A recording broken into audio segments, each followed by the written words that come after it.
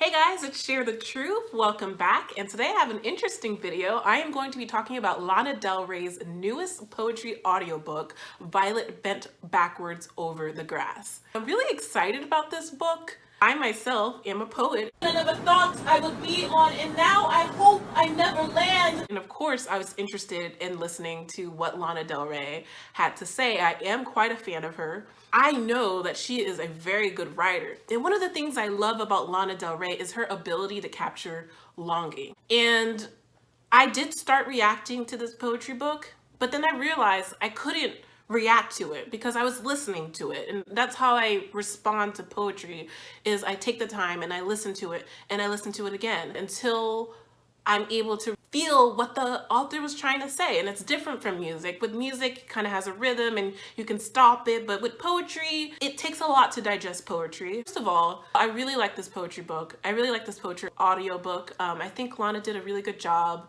in her delivery. I think the work that she did, it captured a specific moment in time. You can tell that this was probably written in chronological order. I thought the music was gorgeous. She worked with Jack Antonoff on this again. It varied a lot. There was some jazzy parts to it. There was a lot of jazzy instrumentals, but then there also had some pianos, very light melodic pianos. But then we also had one song where it was just people talking in the background and the talking started to intensify. And I'm going to hit on that later on. There's a lot in here. There's a lot of growth in here. And that's what I really liked about it. Start with LA, Who Am I to Love You? And this is the first poem that is on the audiobook, and it's also the first single off of this audiobook. It's one that she actually published on her YouTube page and promoted heavily through her Instagram and social media platforms. I understand why she did that because the performance on here, as far as her vocal delivery, was very, very strong. There's a lot of vulnerability in her voice. There's trepidation in her voice. You can hear how much she wants this place to accept her, and I love that. She says that she wants approval from the city more than anything. I mean, she is just begging for the city to accept her, and it's something where it's like you can feel that. LA, I know I'm bad, but I have nowhere else to go. Could I come home now? It is this place where people, dreamers, and people that have goals, they go here to be accepted, and they want to be seen. I mean, even the title of the song, LA, Who Am I to Love You? Like, who am I as a person? I'm not special enough to even love you, that kind of thing. And she goes, LA, I'm from nowhere. Who am I to love you? LA, I've got nothing. Who am I to love you when I am feeling this way? And I've got nothing to offer. Not quite the city that never sleeps. Not quite the city that wakes, but the city that dreams. For sure, if by dreams you mean in nightmares. And I just love that because I just think LA in general, it is all of that. It's the city of dreams, but it's also the city of nightmares. I mean, let's think about it. How many people go to LA to try and chase their dream, and it doesn't turn out the way that they think it is? It's a lot of work. It's a lot of failure. It's a lot of questioning your identity. I also think she's referencing a guy in this. And I like this part where she goes, LA, I picked San Francisco because the man who doesn't love me lives there. LA, I'm pathetic, but so are you. Can I come home now? So I feel like in this poem, she may have left to see this guy that she obviously is very much in love with or has strong feelings for.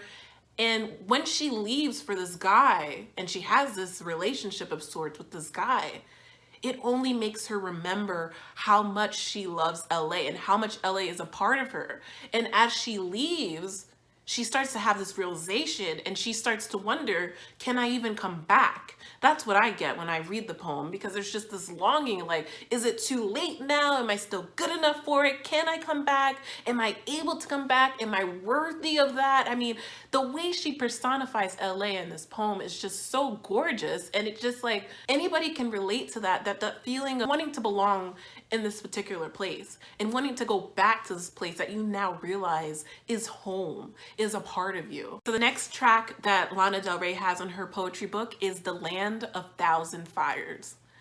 And I really like this poem. I wrote that there's a really interesting, almost like alien, spacey, cosmic instrumental that starts off of this audiobook poem.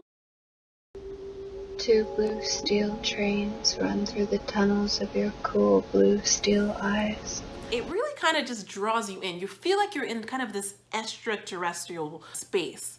She goes, two blue steel trains run through the tunnels of your cool blue steel eyes. And I like that because it's just the way that it flows is really beautiful. It's describing how she might be looking into this person's eyes and she sees the blue steel trains running through their eyes. So I feel like I'm getting this visual of her looking at someone. She's seeing through their eyes what they're looking at. Whoever this person is, it makes her think of music. She's like, I hear Dylan when I look at you.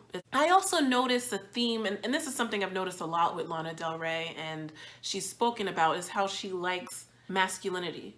I can tell she sees herself and she really has close bonds to the femininity aspect of who she is. And she says here, I can see it in invisible ink like a tattoo. The yin to my yang, the toughness to my unending softness, a striking example of masculinity, firm in your verticality, sure in your confrontation against all elements and duality. She enjoys this masculinity that she sees, and she noticed that it's a contrast to the more feminine aspects of her traits, and it's a contrast in the sense that it's the yin to her yang that she mentions in the poem. Another line I really love about this is when she goes, firm in your verticality. It's like this way of describing that this person is unwavering, you know?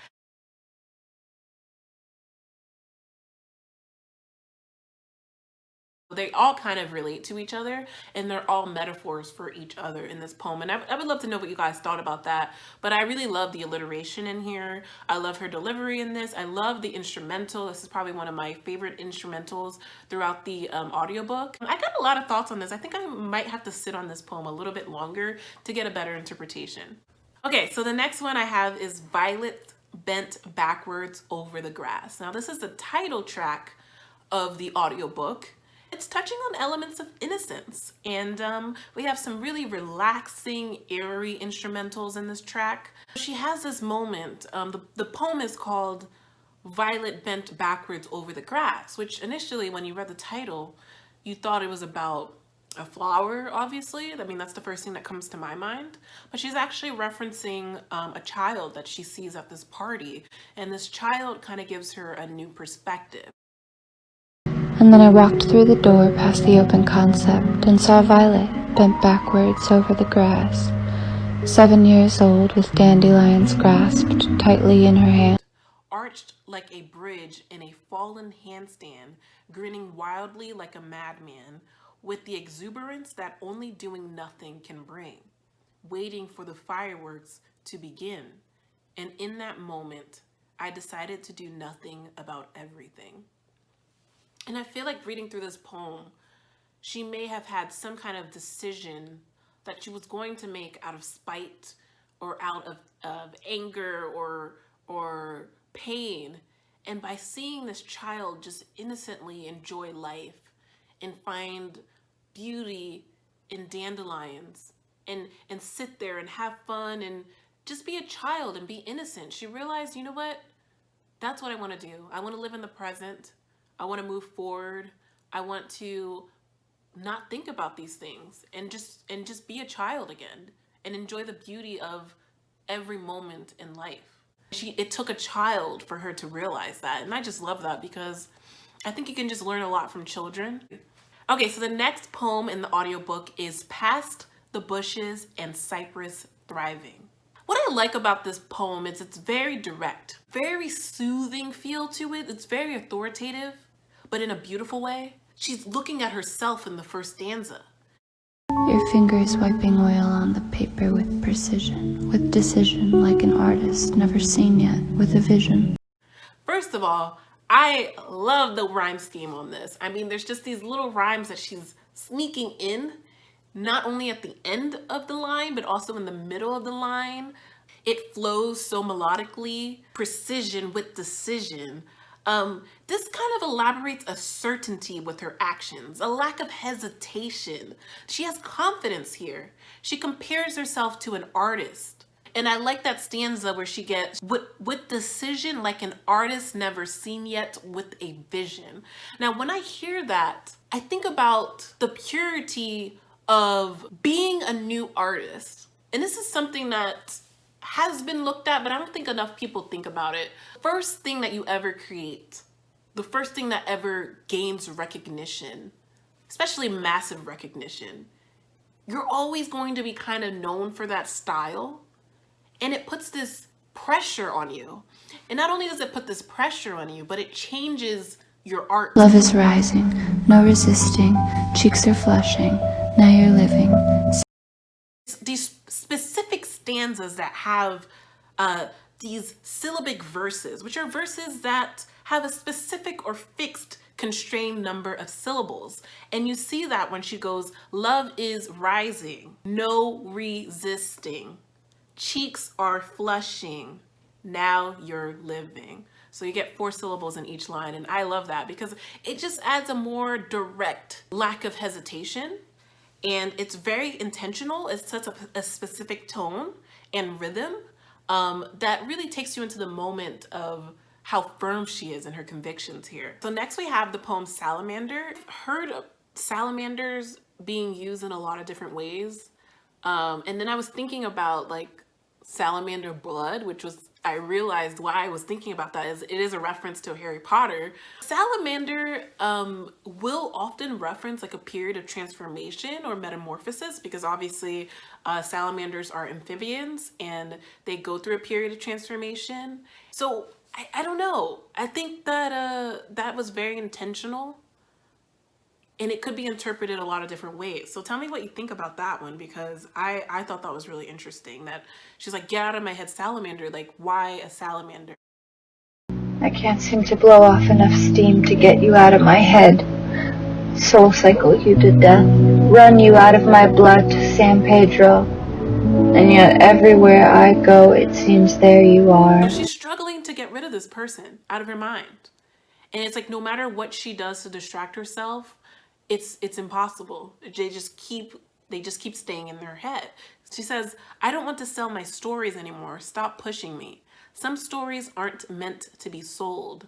And I think this is just continuing that theme of recognizing the fact that not all the art that she creates has to be marketed and profitable to the masses. She says, you see, the things that can't be bought can't be evaluated. So it's that thing where it's like, if I don't put a price on this, people can't judge it harshly. People can't criticize it. People can't, degrade it with their opinion.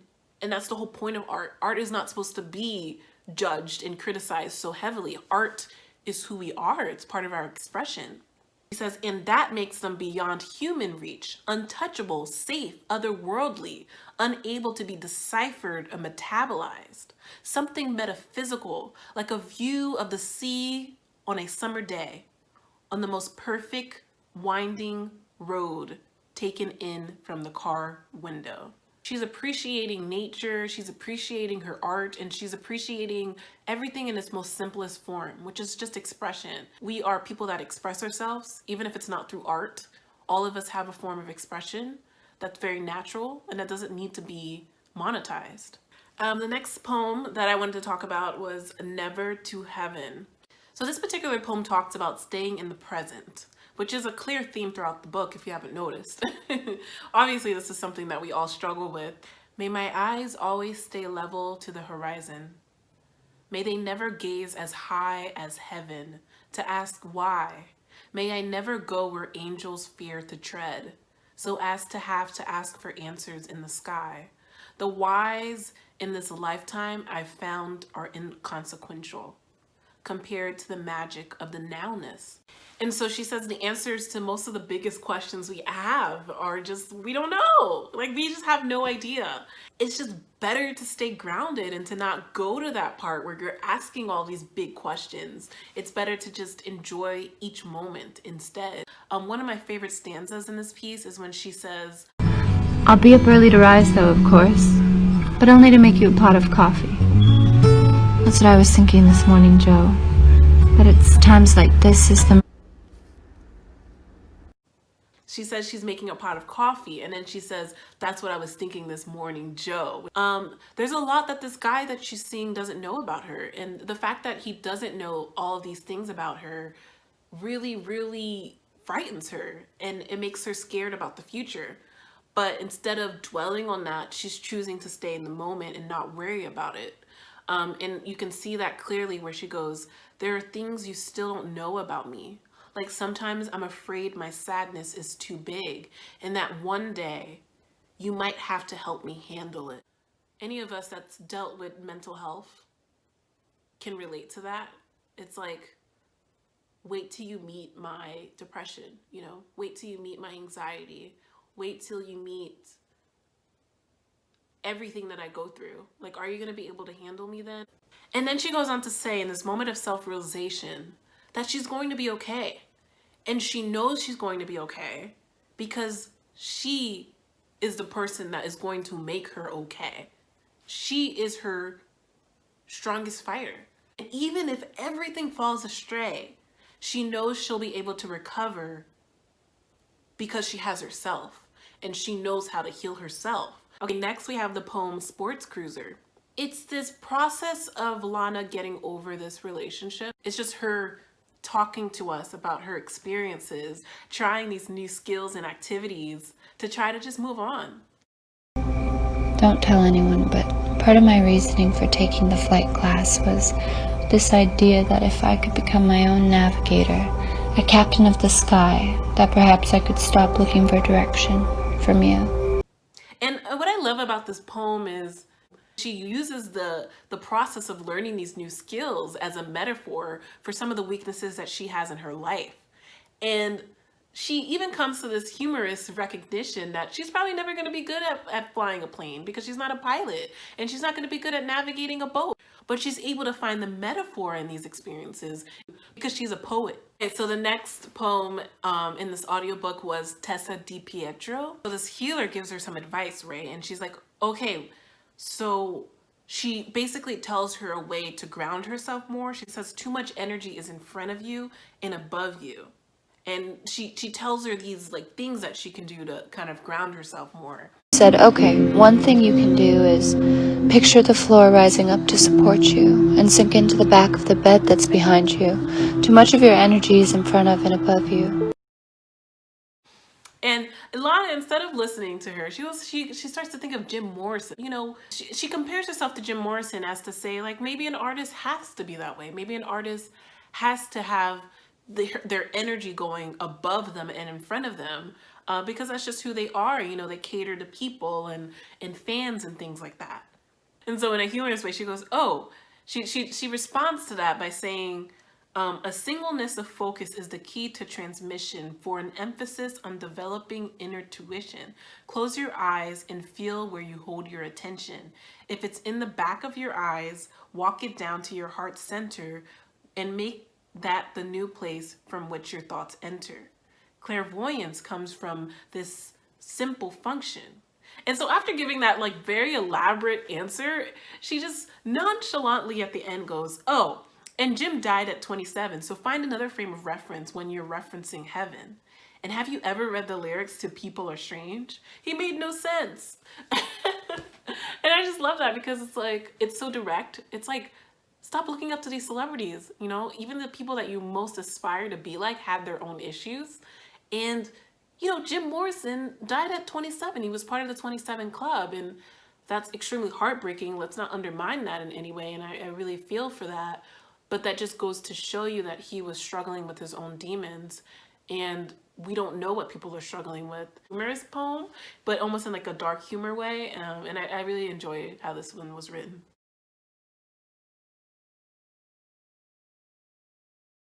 Am I being brazen for saying this year makes me feel like we could have wrote it better than him? But who am I? Just a girl in love, dreaming on paper, rearranging the salt for the pepper, in love with you, my quiet waiter.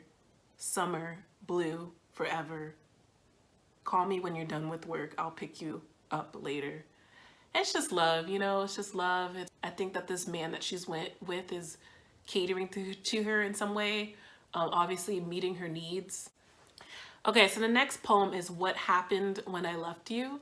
I think it's this memory that Lana has where she actually recognized that she had finally gotten over this person, or that she was at least getting to the point where she was over this person and could enjoy a day without thinking about them. Lana talked about how she's better for it now that she's moved on from this person. She highlights the good times she's spending with her girlfriends, wearing sundresses, eating strawberries. She says, dust speck lit. She's basically talking about just having a good time with her girlfriends and completely escaping all of the past heartache that she's experienced. She says, my life is sweet like lemonade now. There's no bitter fruit. Eternal sunshine of the spotless mind, no thought of you. And when she talks about eternal sunshine of the spotless mind, she's talking about a movie. She says, the grief that came in waves that rolled, I navigated through.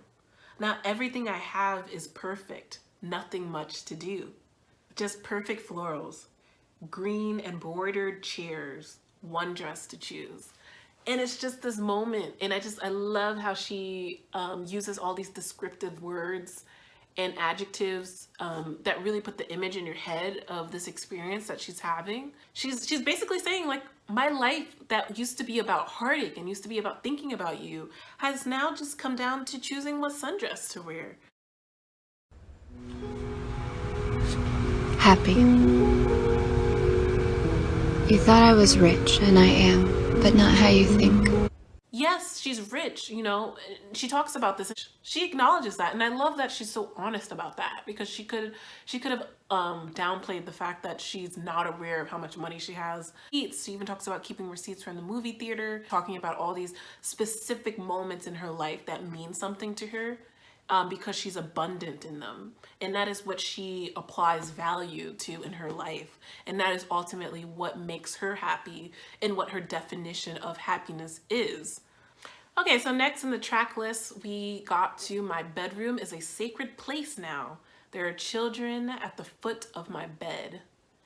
In this piece, Lana talks about how it was last year where she wrote a letter to the man who hurt her. She says his name out loud, and she says she doesn't hide behind it anymore. And she recognizes the part of herself that she lost in this relationship. She says this person tried to convince her of who she was. She tried to make her think she was a bad person. And we see that where she goes, after you left and burnt the house down, you tried to convince me that it was I who was holding the matches, which I love. You told me that I didn't know who I was, but I do. And it's this moment where she understands that no one can define who she is anymore, and she got close to that point, but now she recognizes that, hey, I know who I am. Told me I didn't know who I was, but I do. I plant violets every time someone leaves me. I love the great sequoias of Yosemite. And if you ask my sister to describe the first thing she thinks of me, she would say campfire smoke. I'm gentle. I'm funny when I'm drunk, but I haven't been drunk in 14 years, which I found out that Lana Del Rey doesn't drink. She says, I go on trips with my friends on the beach who don't know that I'm crazy. I can do that. I can do anything, even leave you. Poetry, she recognizes, is her method of leaving this relationship. Poetry, she realizes, is the most healing thing that she can do. And I really took from that, because, and I feel like in this book, she's had to come to acceptance of that. And I feel like there may have been shame in that at certain points. And I know that as someone that's written a lot of poetry and performed a lot of poetry, it's this moment where you have to come to terms with who you are. And I've had to question whether or not poetry is good for me. Like, I would write so many poems about toxic men, or I would write all these poems about depression. And I got to a point where I was like, I'm done writing about this stuff. Where I said to myself, good. You know what I mean? I had this moment where I realized if I hadn't written those poems, I would have never gotten sick of it. I would have never gotten sick of being depressed. I would have never gotten sick of these toxic relationships, and perhaps I would have just fallen into the same patterns over and over and over again. So she recognizes in this poem more than anything, from this relationship, from finding herself, from everything that's happened, she's written. It's continuing that theme throughout this entire poetry book. It's like, this is who I am. This is how I heal. She says, the more I step into my poetry, the less I will fall into bed with you. So she's saying the more I continue doing this art, the less I will fall into being with you. So it's not gonna be just one poem, it's this continuation. Okay, so the next piece in the audiobook was Paradise is Very Fragile. And she talks about the fragility of paradise and how she's being awakened to a lot of different things. And how she's starting to get more involved with things politically. And even in the poem, she talks about how she recognizes that the president is a megamaniac. And I had big dreams for the country. Not what it could do, but how it could feel, how it could think, how it could dream. She's awakening to the downfalls of the country.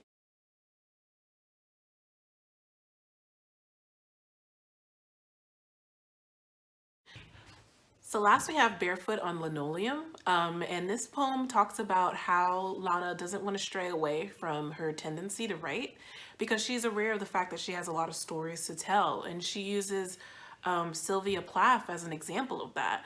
And what's powerful about this is the line where she says, don't take all your secrets alone to your watery grave about lovers, and the secrets you keep will keep you in deep like Amy. Well, she's referencing Amy Winehouse.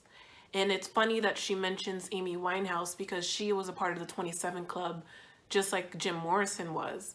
She's having this recognition that if she doesn't express herself, that will be her downfall and that will be her death, because this art form that she has is so much a part of her being. She says, would standing in front of Mount Rushmore feel like the great American homecoming I never had? Would the magnitude of the scale of the sculptures take the place of the warm embrace I never got? Or should I just be here now, barefoot on linoleum, slicing vegetables onto water that I will later turn into stew? People love my stories. People love my vision. She's recognizing here that she doesn't need to travel all the time to escape. I think throughout this entire book, we see this theme of her trying new things or traveling, or she references a lot of different locations. And I think this last piece is very beautiful because it's talking about the fact that she doesn't need to go anywhere. She doesn't need to go anywhere. She doesn't need to do anything. She can be at home making stew because she's a writer and people love her stories and people love her vision. And so it's this piece that she has in this final piece. And I love that she put this at the end because it's just saying, you know what? I did all that stuff, but I don't need to do all that stuff.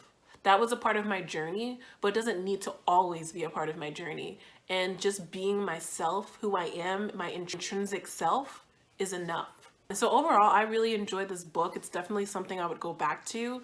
I definitely related to a lot of the topics and themes that are in this book. So overall, I would give this a great rating, and I recommend that you check it out. And let me know, like, what is your interpretation? What did you like? Like, what are some lines that you would like to highlight? Because I know I didn't get through everything in this book, and I didn't want to because that would be like a 2-hour-long video, and I just wanted to hit on a couple things from each poem and just give you my overview. And I recommend everybody check it out that is interested in this type of thing. And I hope to one day put out my own poetry audiobook, and that's one of my goals, as well as a book. So this was really inspiring for me, and I look forward to listening to more of Lana Del Rey in the near future. Anyway, that was my review with Share the Truth. Thank you so much for listening. I'll be back with some more videos, and appreciate it. Keep the list coming. I'm always looking for more ideas. Thank you so much, and have a wonderful week.